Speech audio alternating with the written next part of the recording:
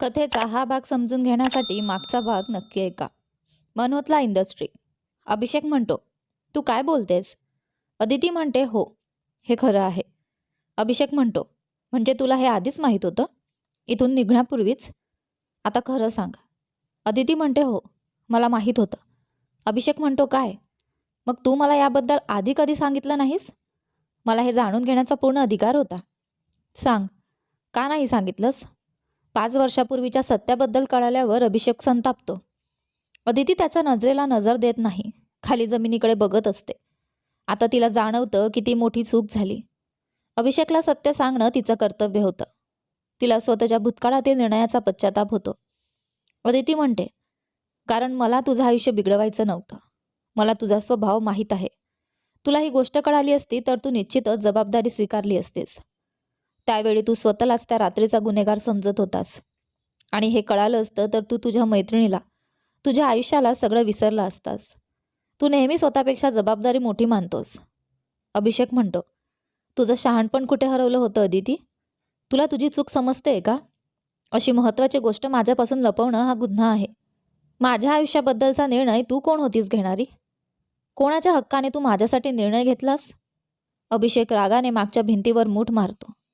समोर बसलेल्या व्यक्तीला दुखवावंसं त्याला वाटतं, पण तो स्वतःला रोखतो. अदिती म्हणते, माफ कर अभि, मला माहीत आहे मी चुकीची होते, पण भूतकाळ बदलता येत नाही. तू रागावलास तरी मला समजतं, पण मला माफ कर पटकन. आणि आधी मला मदत कर. वेळ नाही माझ्याकडे. हवं असेल तर शिक्षा दे, पण आधी माझी मदत कर. मी विनंती करते अभि. अभिषेक म्हणतो, नाटकं बंद कर. मी तुला कधीच माफ करणार नाही. हो, हा गुन्हा आहे आणि तूच जबाबदार आहेस. किती हृदयहीन आहेस तू अदिती. मी खूप दुखावलोय. अदिती म्हणते, ठीक आहे, मला गुन्हेगार समजत असशील तर शिक्षा दे. मी तयार आहे, पण आधी मला मदत कर. माझं आयुष्य त्यावर अवलंबून आहे. अभिषेक म्हणतो, तुझ्या नवऱ्याला हे माहीत आहे? अदिती म्हणते, नाही, त्याला काहीच माहीत नाही. अभिषेक म्हणतो, कसं काय तू हे त्याला सांगितलं नाहीस? खरंच तू लोकांना फसवण्यात पटाईत आहेस. आज तो सगळं जाणून घेईल. मग तुझ्या लग्नाचं काय? अदिती म्हणते, त्याची काळजी तू करू नको. तू फक्त माझ्यासोबत हॉस्पिटलला चल, टेस्टसाठी. अभिषेक म्हणतो, नाही, मी तुझ्यासोबत कुठेही येणार नाही. अदिती म्हणते, म्हणजे तू मला मदत करणार नाहीस? ठीक आहे, सांग तुला काय हवं आहे. तुझे म्हणशील ते मी करेन, पण आधी मदत कर. कृपया अभि, माझ्याकडे दुसरा कोणताही मार्ग नाही. अभिषेक म्हणतो, मी तुझी का काळजी करावी? जेव्हा तू इथून निघालीस तेव्हा माझ्या भावना विचारात घेतल्या नव्हत्या. मग आता मी तुझ्या भावना का समजून घ्याव्यात? अदिती म्हणते, ठीक आहे, सांग तुला काय हवं आहे अभि. अभिषेक म्हणतो, तू मला काही देऊच शकत नाहीस. तू फक्त तुझ्या आनंदाचा विचार करतेस. म्हणूनच तू इथून निघालीस, तुझ्या प्रेमासोबत आयुष्य जगण्यासाठी. पण देवाची योजना वेगळी होती. तुला आयुष्यभर मला माझ्या मुलाबद्दल सांगायचंच नव्हतं, बरोबर? फक्त हो किंवा नाही उत्तर दे. अदिती म्हणते, मला माफ कर अभि. अभिषेक म्हणतो, मला अभि म्हणू नकोस. त्या नावाचा तू हक्क गमावला आहेस. तुला माहीत आहे मला आवडत नाही जेव्हा बाहेरचे मला अभि म्हणतात. तू माझी पत्नी नाहीस आता. तू दुसऱ्याची पत्नी आहेस. माझ्या जवळचेच मला अभि म्हणतात. आजपासून मला फक्त मिस्टर मल्होत्रा किंवा अभिषेक म्हण. आठवून ठेव, मला तुझ्या सॉरीची गरज नाही. फक्त एका शब्दात उत्तर दे, हो किंवा नाही. अदिती म्हणते, हो, डोळे बंद करून. मी कधीच तुला आपल्या मुलाबद्दल सांगायचं ठरवलं नव्हतं, कारण मला तुझं आयुष्य बिघडवायचं नव्हतं. जर माझं बोन मॅरो त्याच्याशी जुळलं असतं तर मी तुझ्याकडे मदतीसाठी आलेच नसते. मी माझ्या मुलावर स्वतःपेक्षा जास्त प्रेम करते. त्याच्यासाठी मी काहीही करू शकते. माझं आयुष्य त्याच्यावरच अवलंबून आहे. त्याच्याशिवाय मी जगू शकत नाही. अभिषेक म्हणतो, नाही, तू कधीच कोणावर प्रेम केलं नाहीस. फक्त स्वतःवरच प्रेम केलंस. तू कधी माझा विचार केला नाहीस, नाही आपल्या मुलाचा. तुला फक्त तुझं सुख, तुझं प्रेम, तुझं आयुष्य हवं होतं. म्हणूनच इथून निघून गेलीस, तुझ्या तथाकथित प्रेमासोबत लग्न करायला आणि सुखाने जगायला. तुला इतरांच्या भावना कधी महत्त्वाच्या नव्हत्या. माझा मुलगा तुझ्यामुळे त्रास सहन करत आहे अदिती गुप्ता. तू इतकी स्वार्थी स्त्री आहेस की तुला स्वतःखेरीज कोणाची काळजी नाही. मी तुला असं सहज जाऊ देणार नाही. तुझा हा गुन्हा आहे आणि त्याची शिक्षा मी नक्की देईन. आयुष्यभर विसरणार नाहीस अशी. माझ्या मुलाला मी कधी पाहिलं नाही. त्याच्या अस्तित्वाबद्दलही मला काहीच माहीत नव्हतं.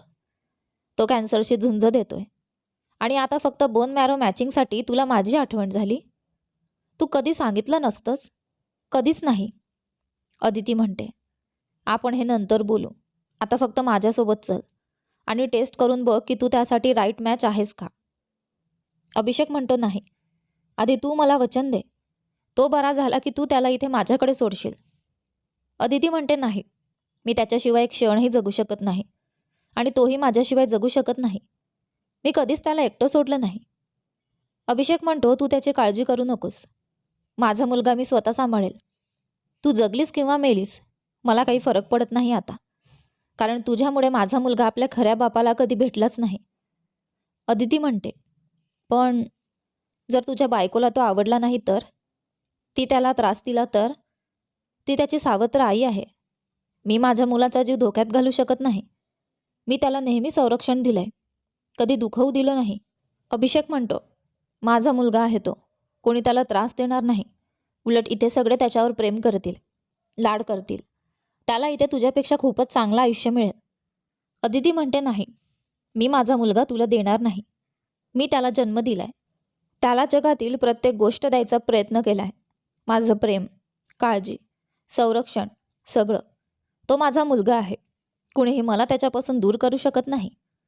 अभिषेक म्हणतो, ठीक आहे मग. तू तुझा मुलगा स्वतःकडे ठेव, पण मी त्याच्या उपचारासाठी तुला मदत करणार नाही. अभिषेकचे शब्द ऐकून अदितीच्या हृदयाचा ठोका चुकतो. ती भडाभडा रडू लागते, दुःखाने, रागाने आणि आपल्या मुलाच्या जीवाच्या काळजीने.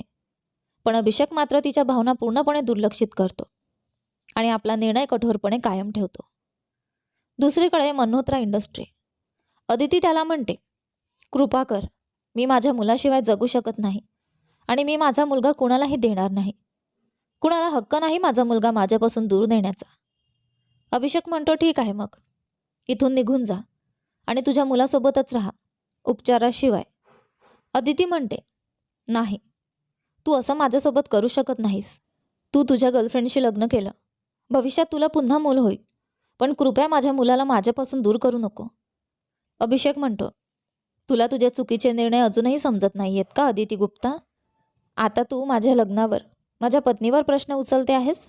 पण तू काय केलंस? तूही तुझ्या प्रेमाशी लग्न केलंस. मग फक्त माझ्यावर बोट का ठेवतेस? तुला काही हक्क नाही मला प्रश्न विचारण्याचा. आणि माझा मुलगा तुझ्या नवऱ्याला बाबा का म्हणावा? त्याचे खरे वडील मी जिवंत आहे. तो फक्त मलाच बाबा म्हणेल. आता माझा वेळ वाया घालवू नकोस. तुझा निर्णय सांग. मला तुझ्या भावनिक ब्लॅकमेलिंगमध्ये रस नाही. अदिती म्हणते, ठीक आहे. मी तयार आहे माझा मुलगा तुम्हाला देण्यासाठी, कारण माझ्यासाठी त्याचा जीव, त्याचं आरोग्य सर्वात महत्त्वाचं आहे. तो निरोगी, सुरक्षित आणि आनंदी असावा एवढंच मला हवं आहे. अभिषेक म्हणतो, आधी तू म्हणत होतीस की तू त्याच्या वाचून जिवंत राहू शकत नाहीस. आता कसं राहशील त्याच्या वाचून अदिती गुप्ता? आता तुला माझं दुःख कळतंय का? अदिती म्हणते, माझी काळजी करू नका. मी आई आहे. माझ्या मुलासाठी मी काहीही करू शकते. कुणाला मारू शकते, स्वतःलाही मारू शकते, पण त्याला कशाचंही नुकसान होऊ देणार नाही. अभिषेक म्हणतो, म्हणजे तू तर आदर्श आई आणि मी खूपच वाईट बाप, जो तुझा मुलगा तुझ्याकडून हिरावून घेण्याचा प्रयत्न करतोय. बरोबर ना अदिती गुप्ता? अदिती म्हणते, तसं काही नाही. मी कधीच म्हटलं नाही की तुम्ही वाईट वडील आहात. मिस्टर मल्होत्रा, आता चला रुग्णालयात जाऊ. मी तुमची अट मान्य केली आहे. माझा मुलगा माझी वाट पाहत असेल. अभिषेक म्हणतो, ठीक आहे, पण माझ्याकडे कल्पना आहे, कारण मी खूप उदार आहे. हे तू जाणतेस. जर तुला खरंच तुझ्या मुलासोबत राहायचं असेल तर माझ्याकडे तुझ्यासाठी 2 पर्याय आहेत. पहिला तुझा आवडता मुलगा आणि दुसरा तुझा प्रिय नवरा. आता सांग, निवड कोणाची? तुझ्या नवऱ्याची की तुझ्या मुलाची? अदिती म्हणते, नाही. मी दोघांपैकी एकाची निवड करू शकत नाही, कारण दोघांवरही मला प्रेम आहे. पण मी माझ्या नवऱ्याशिवाय जगू शकते, कारण तो मोठा आहे, सक्षम आहे. पण माझा मुलगा अजून लहान आहे. तो आजारी आहे. त्याला अजून जास्त प्रेम, काळजी आणि संरक्षणाची गरज आहे. तो कॅन्सरमुळे घाबरलेला आहे. त्याला शांत, सुरक्षित वातावरण पाहिजे. तो माझ्यावरच अवलंबून आहे. माझ्याशिवाय तो एकटा, घाबरलेला वाटतो. म्हणून मी माझ्या मुलाची निवड करते. अभिषेक म्हणतो, ठीक आहे, मग तुझ्या नवऱ्याला सोड आणि तुझ्या मुलासोबत आणि माझ्यासोबत येऊन राहा. आपण तिघे एकत्र राहू. अभिषेकचे बोलणं ऐकून अदिती प्रचंड रागावते आणि क्षणाचाही विलंब न करता त्याच्या गालावर झटकन चापट मारते. अदितीने मारलेल्या त्या चापटने अभिषेक थक्क होतो. तो आपल्या गालावर हात ठेवतो आणि गोंधळलेल्या नजरेने अदितीकडे पाहतो. अभिषेकला अदितीच्या वागण्याचा काहीच अंदाज येत नाही. ती एवढी चिडली कशी? चापटपर्यंत कशी आली? आता तो सुद्धा तिच्यावर संतापतो. अभिषेक म्हणतो, तू एवढी हिंमत कशी केली अदिती गुप्ता? तुला कोणी अधिकार दिला मला मारण्याचा? माझ्यापासून सगळे घाबरतात. माझ्या दिशेने बघायलाही धजावत नाहीत. कोणी माझ्या केसालाही हात लावला तर माझे बॉडीगार्ड त्याला ठार करतील. आणि तू मला चापट मारतेस? कोणी दिली परवानगी तुला? बोल अदिती गुप्ता. अदिती म्हणते, तुम्हाला कोणी परवानगी दिली माझा अपमान करण्याची? मी काही चारित्र्यहीन स्त्री नाही. माझा स्वाभिमान आहे मिस्टर मल्होत्रा. माझ्याबद्दल अशा शब्दात बोलण्याची हिंमत पुन्हा करू नका, नाहीतर मी विसरेन की तुम्ही माझ्या मुलाचे वडील आहात. अभिषेक म्हणतो, मी कधी तुझा अपमान केला अदिती गुप्ता? तू उगाच काहीतरी समजून मला दोष देते आहेस. मी कधी स्त्रियांबद्दल अनादर केला नाही. मग सांग, मी कसा अपमान केला तुझा? अदिती म्हणते, तुम्ही इतके हुशार आणि बुद्धिमान आहात म्हणत असता, मग तुमच्याच बोलण्यातला अपमान तुम्हाला कळला नाही? अभिषेक म्हणतो, मला या सगळ्यांचं काही देणं घेणं नाही. माझ्याकडे वेळ नाही तुझ्यासोबत वाया घालवायला. सोप्या भाषेत सांग, कशासाठी मारलंस? माझ्याकडे खूप कामं आहे. तुझ्यासारखं नाही अदिती गुप्ता. अदिती म्हणते, म्हणजे तुम्ही अजूनही जुनेच, स्वतःची स्तुती करणारे. अभिषेक म्हणतो, कारण मी स्तुती योग्यच आहे. तुझ्यासारखा मूर्ख आणि अडाणी नाही. आता सरळ सांग, का चापट मारली? अदिती म्हणते, ठीक आहे, सांगा, तुम्ही विवाहित आहात का? अभिषेक म्हणतो, हो, मी विवाहित आहे. अदिती म्हणते, जर तुम्ही तुमच्या पत्नी समवेत राहता तर मी तुमच्यासोबत कशी राहणार? काय समजता तुम्ही मला? एखादी पैशांसाठी लालची बाई, जी तुमच्या सगळ्या अटी मान्य करून तुमच्यासोबत दुसरी स्त्री बनून राहील? नाही, मला कोणाचा संसार मोडायचा नाही. माझं स्वतःचं अस्तित्व, स्वाभिमान आहे. लग्नाशिवाय मी कुणासोबत राहत नाही. मी एकटीच जगू शकते. मला तुमच्या मदतीची गरज नाही. तुमची तथाकथित मदत मला नको आहे. अभिषेक म्हणतो, माझा तसा कुठलाही हेतू नव्हता. माझ्या शब्दाने तुला दुखावलं असेल तर सॉरी. मी कधीही स्वप्नातही तुझा अपमान करायचा विचार करणार नाही. तुला माझ्या भावना कधी समजल्या नाहीत, ना आत्ता ना आधी. आणि मी स्वतःचं स्पष्टीकरण द्यायचं थांबवलं आहे, कारण तू कधी समजूनही घेणार नाहीस. बस, आता ते सोडून दे. रुग्णालयात जाऊया. मला माझ्या मुलाला भेटायचं आहे. अदिती म्हणते, मी खूप चिंतेत आहे. जर तुमचं बोन मॅरो जुळलंच नाही तर? मग काय करायचं? माझ्या मुलाला काही झालं तर मी जगू शकत नाही. माझं आयुष्य पूर्णपणे माझ्या मुलावरच अवलंबून आहे. अदिती पुन्हा रडू लागते. अभिषेक शांतपणे तिच्याकडे जातो आणि तिला मिठी मारतो. दोघेही काही वेळ एकमेकांना बिलगून शांत होण्याचा प्रयत्न करतात. अभिषेक तिच्या पाठीवर हलक्या हाताने थोपटतो. त्यालाही मुलाबद्दल काळजी आहे, पण तो स्वतःला सावरून ठेवतो, कारण आता त्याला मजबूत राहावं लागणार आहे. काही वेळाने अदिती शांत होते. अभिषेक तिला पाण्याचा ग्लास देतो. अभिषेक म्हणतो, आत्ता सांग, रुग्णालयाचं नाव काय आहे? अदिती म्हणते, सिटी हॉस्पिटल. अभिषेक म्हणतो, ठीक आहे. आता रडू नकोस आणि काळजीही करू नकोस, कारण त्याचा बाप त्याला कोणत्याही संकटातून वाचवायला सक्षम आहे. मी माझ्या मुलाला वाचवू शकत नसेल तर या शक्तीचा आणि पदाचा उपयोग तरी कशासाठी? विश्वास ठेव माझ्यावर. मी त्याला उत्तम डॉक्टर आणि उत्तम उपचार देईन. काहीही होणार नाही त्याला.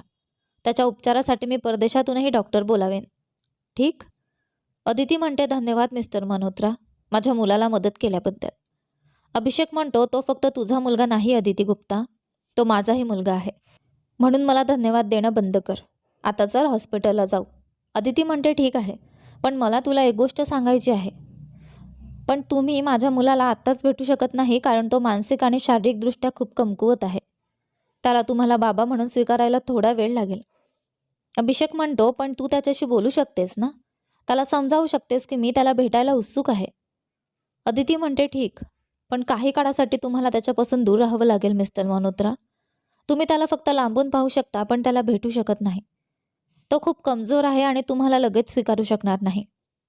त्याचा उपचार झाल्यावर मी हळूहळू त्याला सगळं सांगेन आणि एक दिवस तो तुम्हाला स्वीकारेल. जेव्हा तो तुम्हाला बाबा म्हणून स्वीकारेल तेव्हा मी त्याला तुमच्यासोबत सोडून जाईन. हे मी वचन देते, कारण मी इथे राहिले तर तुमच्या वैवाहिक आयुष्यावर परिणाम होईल आणि मी कोणाचं लग्न मोडणारी स्त्री नाही. अभिषेक म्हणतो, ठीक आहे. मला माहीत आहे तू तुझा नवरा सोडू इच्छित नाहीस. म्हणून माझ्यापासून आणि माझ्या मुलापासून दूर राहायचं कारण शोधतेस. काही हरकत नाही. अदिती म्हणते, तुम्ही माझी परिस्थिती समजून का घेत नाही मिस्टर मल्होत्रा? कोणतीही बायको तिच्या नवऱ्याची एक्स वाईफ घरात सहन करणार नाही. म्हणून मी निघून जायचं ठरवलं आहे, जेणेकरून तुमचं लग्न बिघडू नये.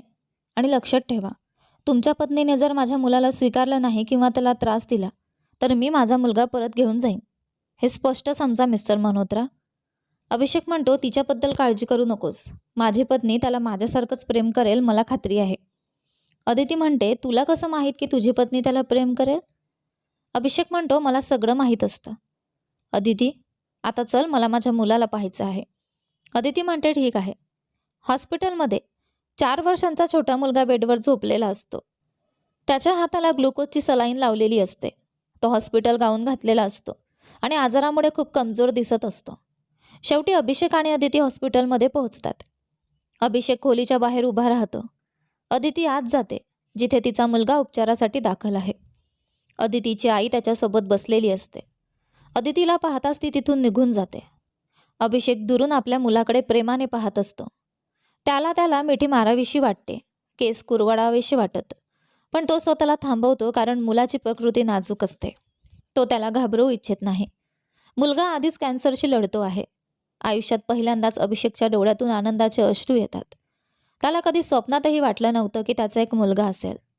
तो त्याचे फोटो काढतो, त्याच्याकडे हसून पाहतो आणि मग शांतपणे तिथून निघून डॉक्टरांना भेटायला जातो. डॉक्टरांसोबत तो मुलाच्या आजाराबद्दल आणि उपचाराबद्दल तपशीलवार चर्चा करतो. डॉक्टरला माहिती होतं की अभिषेक एक यशस्वी आणि नंबर 1 अब्जाधीश आहे. म्हणूनच त्याने अभिषेकच्या सर्व अटी मान्य केल्या.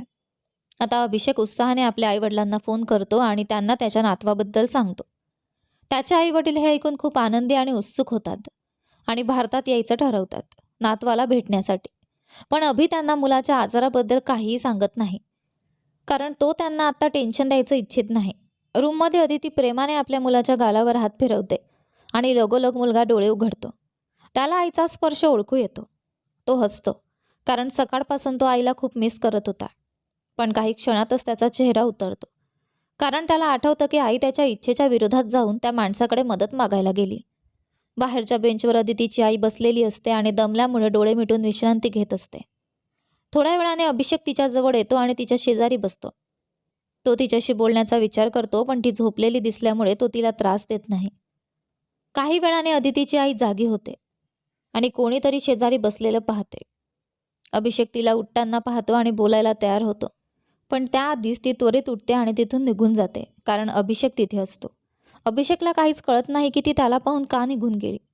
तो दुर्लक्ष करतो आणि मनात म्हणतो, कदाचित ती त्याला ओळखत नसेल. कदाचित तिचं वय झालंय म्हणून तिला जुन्या गोष्टी आठवत नाहीत. म्हणूनच ती काही बोलली नाही.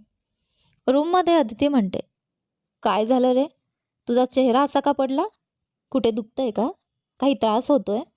सांग, मी लगेच डॉक्टरला बोलावते. मी खूप काळजीत आहे, पटकन सांग. मुलगा म्हणतो, तुला आठवत नाही का मी तुझ्यावर रागावलो आहे? तू माझ्या विरोधात जाऊन त्या माणसाकडे मदत मागायला गेलीस आणि मला आजी समवेत तिथे सोडून दिलंस. तुला माहीत आहे ना मला आणि आजीला एकमेकांची आवड नाही, मग मला तिच्यासोबत का सोडलंस? अदिती म्हणते, मला माफ कर माझ्या बाळा. पुढच्या वेळी मी तुला कधीच आजीसमोर ठेवणार नाही, ठीक? मुलगा म्हणतो, मी आता लहान बाळ नाही, मोठा मुलगा आहे. मला बाळा म्हणू नकोस. किती वेळा सांगितलंय तुला, पण तू कधी ऐकतच नाहीस. अदिती म्हणते, ठीक आहे, पुढच्या वेळी नाही म्हणणार. आता राग सोड आणि सांग काय खायचं आहे. मी कॅन्टीनमध्ये जाऊन तुझं आवडतं खाऊ आणते. मुलगा म्हणतो, मला भूक नाही, कारण मी अजूनही तुझ्यावर रागावलो आहे. तू मला सकाळच्या भांडणापासून डिस्ट्रॅक्ट करण्याचा प्रयत्न करते आहेस. पण मी मूर्ख आणि भोळा नाही. मी स्मार्ट आणि बुद्धिमान आहे. तू मला फसवू शकत नाहीस. अदिती म्हणते, तुम्ही दोघे बापलेक एकदम सारखेच. तोही मला नेहमी मूर्ख भोळी असं म्हणायचा आणि आता तूही तेच करतोस. मला तुझ्याशी बोलायचंच नाही. माझं मन दुखतंय. आता कोणालाच माझ्यावर प्रेम नाही. हे बोलताच अदिती छोट्या मुलासारखी रडायला लागते. मुलाला माहीत असतं की ती मुद्दाम रडते आहे. खरं खरं नाही, पण तरीही तो मुलंच असतो आणि त्याला आईची अशी अवस्था पाहवत नाही. त्याला वाईट वाटतं आणि शेवटी तो हार मानतो आणि विचार करतो की आता राग सोडावा आणि उरलेलं भांडण नंतर करू. मुलगा म्हणतो, आई, माझ्या वागण्याबद्दल मला माफ कर. मी तुझा पुन्हा अनादर करणार नाही. पण आता रडणं थांबव. आपण हॉस्पिटलमध्ये आहोत, घरात नाही. थोडं नीट वाग आई.